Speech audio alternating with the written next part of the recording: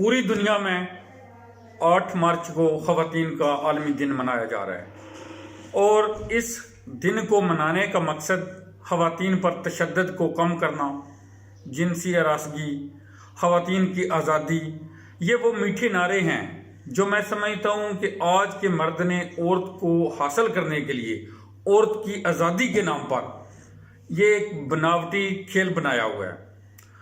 عورت کی آزادی کی اگر بات کی جائے تو الحمدللہ دنیا نے دیکھا کہ اسلام کی تاریخ بھری پڑی ہے۔ اسلام میں بہت سی عورتوں کی بہت سی خصوصیات بیان ہوئی ہیں۔ کاش ہماری عورتیں کسی ایک کو بھی فالو کر لیتی تو آج یہ جو مسائل ہیں عورتوں کو روڈ پر آنے کی یہ ضرورت پیش نہ آتی۔ میں مثال دینا چاہتا ہوں کہ 5 خواتین کا خصوصی طور پر ذکر ہے۔ جیسا کہ ہم جانتے ہیں حضرت ابراہیم علیہ السلام کے پیارے بیٹے حضرت اسماعیل علیہ السلام کی والدہ ماجدہ حضرت ہاجرہ علیہ السلام کہ آپ کی قربانی، بیٹے کی تڑپ، بیٹے کی جو پرورش کے سلسلے میں آپ نے کتنے چکر لگائے ہیں۔ اللہ تعالیٰ نے اس کو ایک حج کے اور عمرے میں شامل کر کے یہ ثابت کر دیا ہے کہ قیامت تک ماؤں کا جو مقام ہے وہ اعلیٰ وارفع ہے۔ اسی حوالے سے میں اور کہنا چاہتا ہوں کہ یہ ماں کی پرورش تھی کہ وہ بیٹا جو شیرخوار عمر میں ماں کو دے دیا گیا تنہا جنگل میں، جب جوان ہوا تو باپ نے کہا کہ میں اسے لینے آیا ہوں، تو ماں نے انکار نہیں کیا۔ یہ نہیں کہا کہ آپ اس کے لیے کیا کیا، آپ نے ہمیں اللہ کے سپرد کر کے تھے، لیکن وہ فرمانبردار بیوی کے حیثیت سے آپ کے سپرد کر دیا۔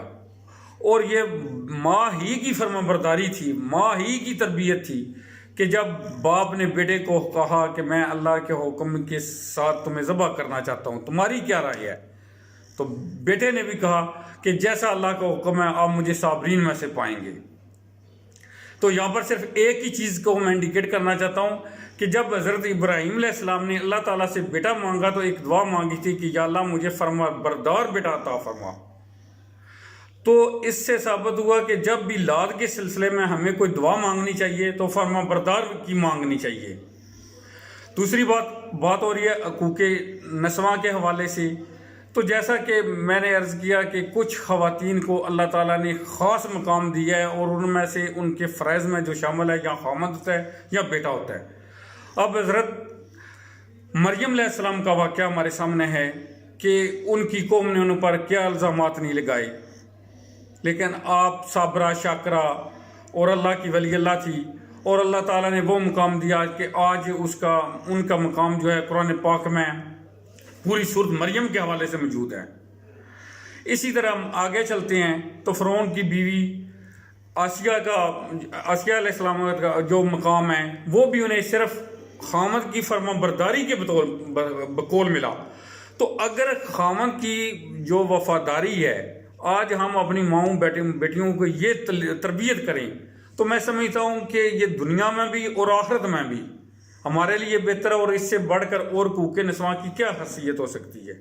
اب آتے ہیں ذرا اللہ کے پیارے نبی حضرت محمد صلی اللہ علیہ وسلم کے زمانے میں کہ جب آپ کا نزول ہوا تو دنیا جانتی ہے کہ عورت کو ایک جانوروں سے بھی بدتر سمجھا جاتا تھا، بیٹی کو زندہ ہوتے ہی دفن کر دیا جاتا تھا، اور اگر کوئی خامد کسی کا فوت ہو جائے تو اس عورت کو زندہ جلا دیا جاتا تھا۔ اس طرح کی بےہودگی اور اس طرح کے ظلم و ستم عورت کے ساتھ ہو رہے تھے۔ تو اللہ پاک نے اپنے محبوب کی خوشی کے لیے اس رات کو کسی کے گھر بچی پیدا ہی نہیں ہونے دی، تاکہ میرے محبوب کی خوشی میں کسی گھر میں کوئی ماتم نہ ہو، کوئی پریشان نہ ہو۔ تو اسی اللہ کے نبی نے فرمایا کہ مجھے دنیا میں 2 چیزیں محبوب ہیں، ایک عورت، ایک خوشبو، اور میری آنکھوں کی جو ٹھنڈک ہے وہ نماز ہے۔ آج ہم نبی کے دیوانے ہیں، نبی کے پروانے ہیں، نبی کے عاشق ہیں، ہم دعویٰ کرتے ہیں۔ تو میری ان مرد حضرات سے بھی گزارش ہے کہ ذرا اس حدیث کو بھی نظروں سے گزاریں کہ عورت جو ہے اس کا کیا مقام ہے۔ اللہ تعالیٰ کے پیارے نبی کے پیارا ارشاد ہے کہ مجھے دنیا میں عورت اور خوشبو محبوب ہے، اور نماز میری آنکھوں کی ٹھنڈک ہے۔ اب اگر ہم نے کلمہ پڑھ لیا تو اس کو اپنے اوپر فالو بھی کر لیں۔ اور جہاں تک باقی ہے حضرت خدیجہ رضی اللہ تعالیٰ عنہ کی جو سیرت ہے، اگر ہم صرف اپنی بیٹیوں کو وہی پڑھا دیں عملی طور پہ، تو یقین مانیں کیا آج کی عورتیں جو ہیں کیا ان سے زیادہ مالدار تھی؟ کیا ان سے زیادہ حسن اور اخلاق میں ان کا کردار تھا؟ وہ اس زمانہ جاہلیت میں بھی پارسا کے خطاب سے، پاکیزہ کے خطاب سے، طاہرہ کے خطاب سے پکاری جاتی تھی۔ تو جب رسالت مآب صلی اللہ علیہ وسلم کے نکاح میں آئی تو سب کچھ اپنے حمد پر قربان کر دیا، اور یہی وجہ ہے کہ جب آپ صلی اللہ علیہ وسلم کی زندگی کے آخری ایام بھی تھے، آپ نے اپنی پہلی شریک حیات کو نہیں بھولا، اور یہ اسی شریک حیات ہی کا اثر ہے جو حضرت فاطمہ رضی اللہ تعالیٰ عنہ خاتون جنت بنی ہیں۔ ان کی پرورش اسی ماں کا سلسلہ ہے۔ کاش آج ہماری مائیں بھی انہیں اپنا ہیرو مانیں یہ فلمی ڈرامے چھوڑ کے، تو میں سمجھتا ہوں کہ اس سے زیادہ ہماری اور خوش نصیبی کوئی نہیں ہو سکتی۔